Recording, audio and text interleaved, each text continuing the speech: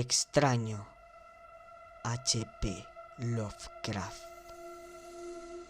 Infeliz es aquel a quien sus recuerdos infantiles solo traen miedo y tristeza.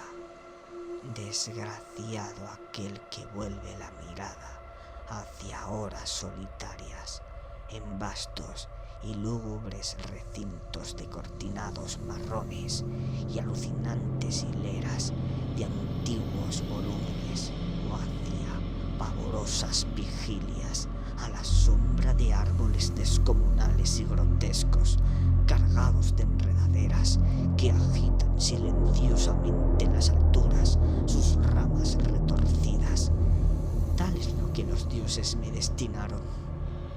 A mí, el aturdido, el frustrado, el estéril, el arruinado. Y sin embargo, me siento extrañamente satisfecho. Y me aferro con desesperación a esos recuerdos marchitos cada vez que mi mente amenaza con ir más allá, hacia el otro. No sé dónde nací, salvo que el castillo era infinitamente horrible, lleno de pasadizos oscuros y con altos cielos rasos, donde la mirada solo hallaba telarañas y sombras. Las piedras de los agrietados corredores estaban siempre odiosamente húmedas y por doquier se percibía un olor maldito, como de pilas de cadáveres de generaciones muertas. Jamás había luz, por lo que solía encender velas y quedarme mirándolas fijamente en busca de alivio. Tampoco afuera brillaba el sol, ya que esas terribles arboledas se elevaban por encima de la torre más alta. Una sola torre negra sobrepasaba el ramaje y salía al cielo abierto y desconocido. Pero estaba casi en ruinas y solo se podría ascender a ella por un escarpado muro, poco menos que imposible de escalar. Debo haber vivido años en ese lugar, pero no puedo medir el tiempo. Seres vivos debieron haber atendido a mis necesidades, y sin embargo, no puedo rememorar a persona alguna, excepto yo mismo, ni ninguna cosa viviente, salvo ratas, murciélagos y arañas, silenciosos todos. Supongo quien quiera me haya cuidado debió haber sido asombrosamente viejo, puesto que mi primera representación mental de una persona viva fue la de algo semejante a mí, pero retorcido, marchito y deteriorado, como el castillo. Para mí no tenía nada de grotesco los huesos y los esqueletos esparcidos por las criptas de piedras cavadas en las profundidades de los cimientos. En mi fantasía asociaba estas cosas con los hechos cotidianos y los hallaba más reales que las figuras en colores de seres vivos que veía en muchos libros mohosos. En esos libros aprendí todo lo que sé. Maestro alguno me urgió o me guió, y no recuerdo haber escuchado en todos esos años voces humanas, ni siquiera la mía, ya que, si bien había leído acerca de la palabra hablada, nunca se me ocurrió hablar en voz alta. Mi aspecto era asimismo una cuestión ajena a mi mente, ya que no había espejos en el castillo, y me limitaba por instinto a verme como un semejante de las figuras juveniles que veía dibujadas o pintadas en los libros. Tenía conciencia de la juventud, a causa de lo poco que recordaba afuera, tendido en el pútrido foso, bajo los árboles tenebrosos, y muchos solían pasarme horas enteras soñando lo que había leído en los libros. Añoraba verme entre gentes alegres, en el mundo soleado allende de la floresta interminable. Una vez traté de escapar del bosque, pero a medida que me alejaba del castillo, las sombras se hacían más densas y el aire más impregnado de crecientes temores, de modo que eché a correr frenéticamente por el camino andado, no fuera a extraviarme por el laberinto de lúgubre silencio. Y así, a través del crepúsculo sin fin, soñaba y esperaba aún, cuando supiera que, hasta que en mi negra soledad, el deseo de la luz se hizo tan frenético que ya no pude permanecer inactivo y mis manos suplicantes se elevaron hacia única torre en ruinas que por encima de la arboleda se hundía en el cielo exterior e ignoto, y por fin resolví escalar la torre, aunque me cayera, ya que mejor era vislumbrar un instante el cielo y parecer que vivir sin haber contemplado jamás el día. A la húmeda luz crepuscular subí los vetustos peldaños de piedra hasta llegar al nivel donde se interrumpían, y de allí en adelante trepando por pequeñas entrantes donde apenas cabía un pie. Seguí mi peligrosa ascensión. Horrendo, pavoroso, era aquel cilindro rocoso, inerte y sin peldaños, negro, ruinoso y solitario, siniestro, con su mudo aleteo de espantados murciélagos. Pero más horrenda aún era la lentitud de mi avance, ya que, por más que trepase, las tinieblas que me envolvían no se disipaban, y un frío nuevo, como de moho vulnerable y embrujado, me invadió. Tiritando de frío, me preguntaba por qué no llegaba a la claridad, y de pronto, de haberme atrevido, habría mirado hacia abajo. Antojóseme que la noche había caído de pronto sobre mí, y en vano tanteé con la mano, libre en busca del antepecho de alguna ventana, por la cual espiar hacia afuera y arriba y calcular a qué altura me encontraba. De pronto, al cabo de una interminable y espantosa ascensión a ciegas por aquel precipicio cóncavo y desesperado, sentí que la cabeza tocaba algo sólido. Supe entonces que debía haber ganado la terraza, o cuando menos alguna clase de piso. Alcé la mano libre y en la oscuridad palpé un obstáculo, descubriendo que era de piedra e inamovible. Luego vino un mortal rodeo a la torre, aferrándome de cualquier soporte que su viscosa pared pudiera ofrecer, hasta que finalmente mi mano, tanteando siempre, halló un punto donde la valla cedía y reanudé la marcha hacia arriba, empujando la losa o puerta con la cabeza, ya que utilizaba ambas manos en mi cauteloso avance. Piso de alguna elevada y espaciosa cámara de observación. Me deslicé sigilosamente por el recinto, tratando que la pesada losa no volviera a su lugar, pero fracasé en mi intento.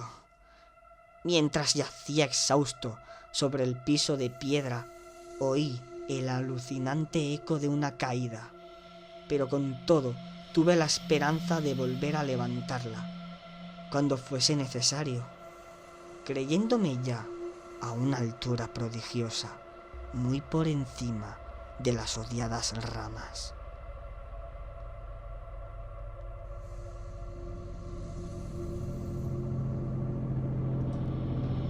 Esas odiadas ramas del bosque. Me incorporé fatigosamente y tanteé la pared en busca de alguna ventana que me permitiese mirar por vez primera el cielo y esa luna y esas estrellas sobre las que había leído. Pero ambas manos me decepcionaron, ya que todo cuanto hallé fueron amplias estanterías de mármol, cubiertas de aborrecibles cajas oblongas de inquietantes dimensiones. Más reflexionaba y más me preguntaba qué extraños secretos podían albergar aquel alto recinto construido a tan inmensa distancia del castillo subyacente. De pronto, mis manos tropezaron inesperadamente con el marco de una puerta, del cual colgaba una plancha de piedra de superficie rugosa a causa de las extrañas incisiones que la cubrían. La puerta estaba cerrada, pero haciendo un supremo esfuerzo, superé todos los obstáculos y la abrí hacia adentro. Hecho esto, invadióme el éxtasis más puro jamás conocido a través de una ornamentada verja de hierro y en el extremo de una corta escalinata de piedra que ascendía desde la puerta recién descubierta, brillando plácidamente en todo su esplendor, estaba la luna llena, a la que nunca había visto antes, salvo en sueños y en vagas visiones que no me atrevía a llamar recuerdos. Seguro, ahora de que había alcanzado la cima del castillo, subí rápidamente los pocos peldaños que me separaban de la verja. Pero en eso, una nube tapó la luna, haciéndome tropezar, y en la oscuridad tuve que avanzar con mayor lentitud. Estaba todavía muy oscuro cuando llegué a la verja, que hallé abierta tras un cuidadoso examen, pero que no quisiera trasponer por temor de precipitarme desde la increíble altura que había alcanzado. Luego volvió a salir la luna. De todos los impactos imaginables, ninguno tan demoníaco como el de lo insondable y grotescamente inconcebible. Nada de lo soportado antes podía compararse al terror de lo que ahora estaba viviendo, de las extraordinarias maravillas que el espectáculo implicaba. El panorama en sí era tan simple como asombroso, ya que consistía meramente en esto: en lugar de una impresionante perspectiva de copas de árboles vistas desde una altura imponente, extendíase a mi alrededor, al mismo nivel de la verja, nada menos que la tierra firme, separada en compartimentos diversos por medios de lajas de mármol y columnas, y sombreada por una antigua iglesia de piedra, cuyo devastado capitel brillaba fantasmagóricamente a la luz de la luna medio inconsciente. Abrí la verja y avancé, bamboleándome por la senda de grava blanca que se extendía en dos direcciones. Por aturdida y caótica que estuviera, en mi mente persistía en ella ese frenético anhelo de luz. Ni siquiera el pasmoso descubrimiento de momentos antes podía detenerme. No sabía ni me importaba si mi experiencia era locura, enajenación o magia. Pero estaba resuelto a ir en pos de luminosidad y alegría a toda costa. No sabía quién o qué era yo, ni cuáles podían ser mis ámbitos y mis circunstancias. Sin embargo, a medida que proseguía mi tambaleante marcha, se insinuaba en mí una especie de tímido recuerdo latente que hacía mi avance no del todo fortuito, sin rumbo fijo, por campo abierto, unas veces sin perder de vista el camino, otras abandonándolo, para internarme, lleno de curiosidad, por praderas en las que solo alguna ruina ocasional revelaba la presencia en tiempos remotos de una senda olvidada. En un momento dado, tuve que cruzar a nado rápido un río cuyos restos de mampostería agrietada y mohosa hablaban de un puente, mucho tiempo atrás, desaparecido.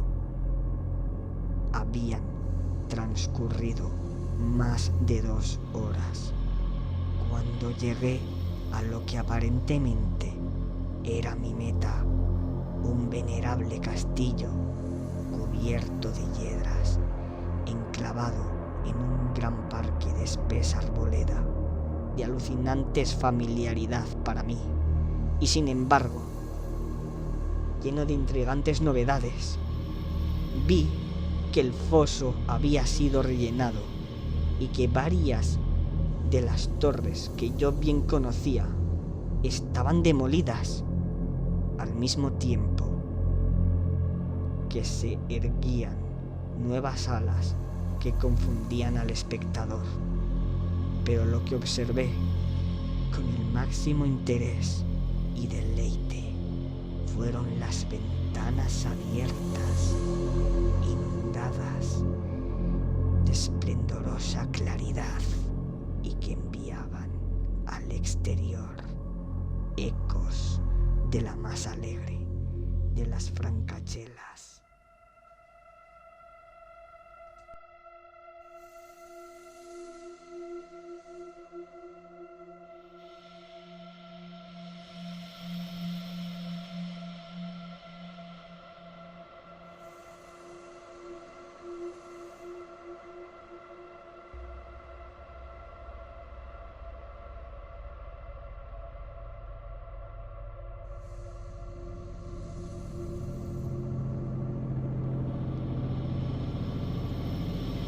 Adelantándome hacia una de ellas, miré el interior y vi un grupo de personas extrañamente vestidas que departían entre sí con gran jarana, como jamás había oído la voz humana. Apenas si podía adivinar vagamente lo que decían. Algunas caras tenían expresiones que despertaban en mí remotísimos recuerdos. Otras me eran absolutamente ajenas.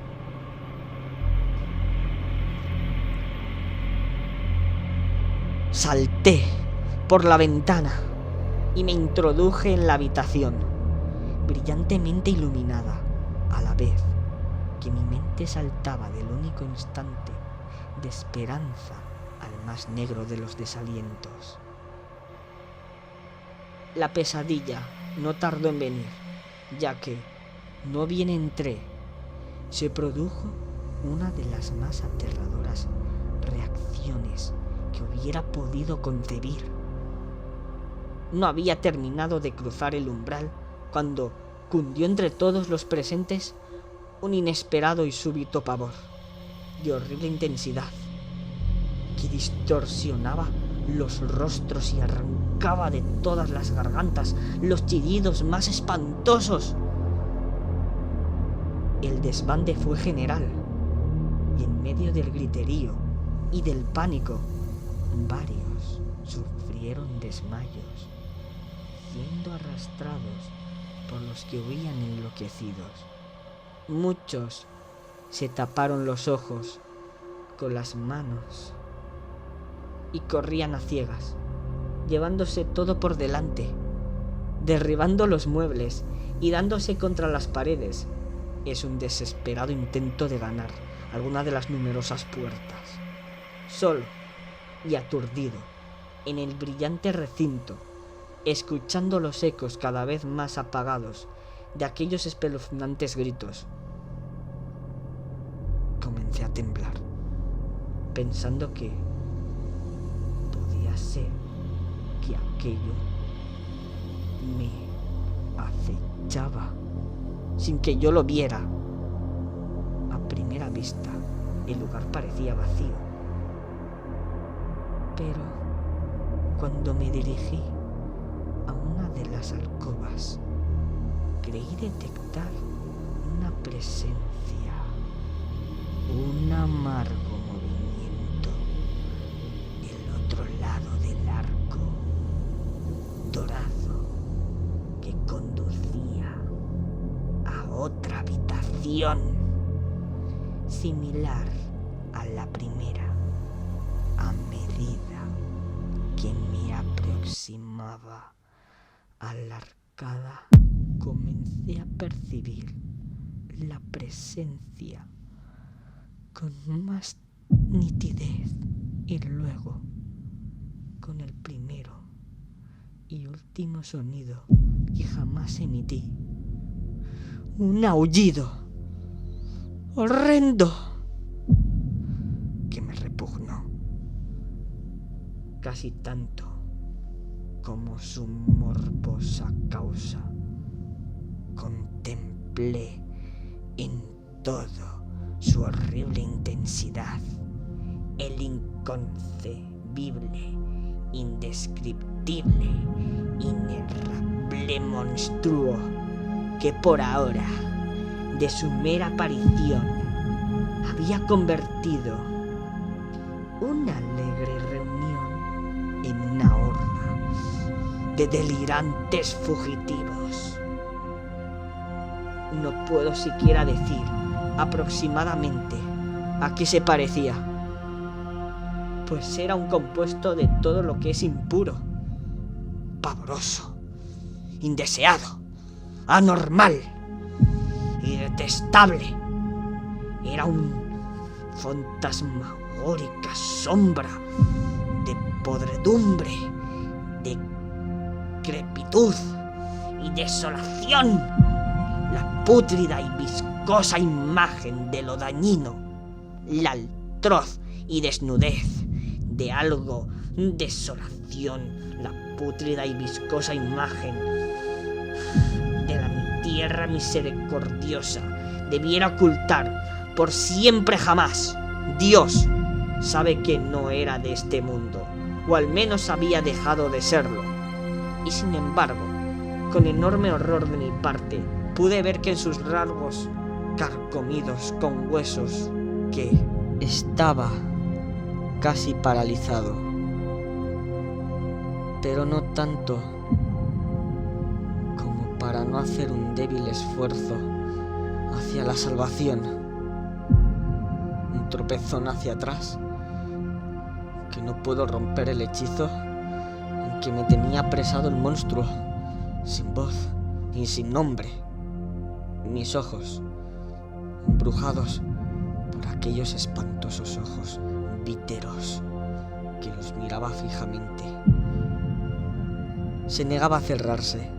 Si bien el terrible objeto, tras el primer impacto, se veía ahora más confuso, traté de levantar la mano y disipar la visión, pero estaba tan anonadado que el brazo no respondió por entero a mi voluntad. Sin embargo, el intento fue suficiente como para alterar mi equilibrio, y bamboleándome, di unos pasos hacia adelante para no caer. Al hacerlo, adquirí de pronto la angustiosa noción de la proximidad de la cosa, cuya inmunda respiración tenía casi la impresión de oír. Poco menos que enloquecido, pude no obstante adelantar una mano para detener a la fétida imagen que se acercaba más y más y más, cuando de pronto mis dedos tocaron la extremidad putrefacta que el monstruo extendía por debajo del arco dorado.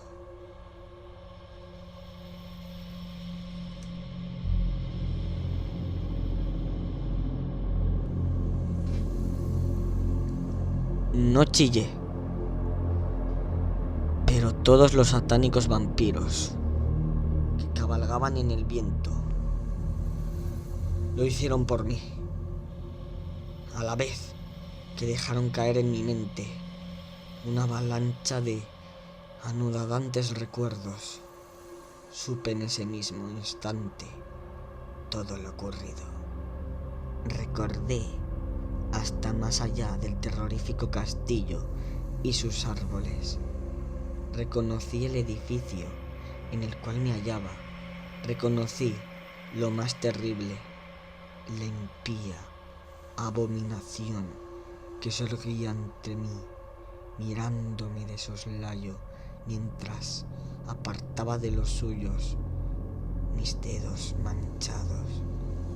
Pero en el cosmos existe el bálsamo, además de la amargura, y ese bálsamo es el olvido.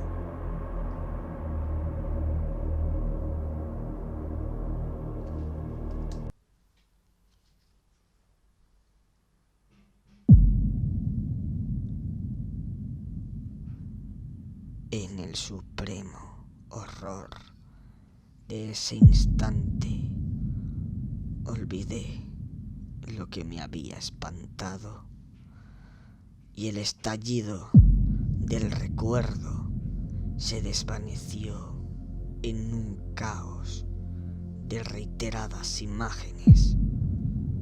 Como entre sueños, salí de aquel edificio fantasmal y execrado, y eché a correr rauda y silenciosamente a la luz de la luna.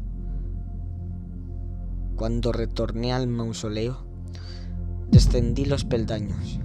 Encontré que no podía mover la trampa de piedra, pero no lo lamenté, ya que había llegado a odiar el viejo castillo y sus árboles. Ahora cabalgo junto a los fantasmas, burlones y cordiales, al viento de la noche, y durante el día juego entre las catacumbas de Nefreka, en el recóndito y desconocido valle de Hadut, a orillas del Nilo. Sé que la luz no es para mí, salvo la luz de la luna, sobre las tumbas de rocas de Nef, como tampoco es para mí la alegría, salvo las innominadas fiestas de Nictocris bajo la gran pirámide. Y sin embargo, en mi nueva y salvaje libertad, agradezco casi la amargura de la alineación. Pues, aunque el olvido me ha dado la calma, no por eso ignoro que soy un extranjero, un extraño a este siglo y a todos los que aún son hombres. Esto es lo que supe desde que extendí mis dedos hacia esa cosa abominable surgida en aquel gran marco dorado, desde que extendí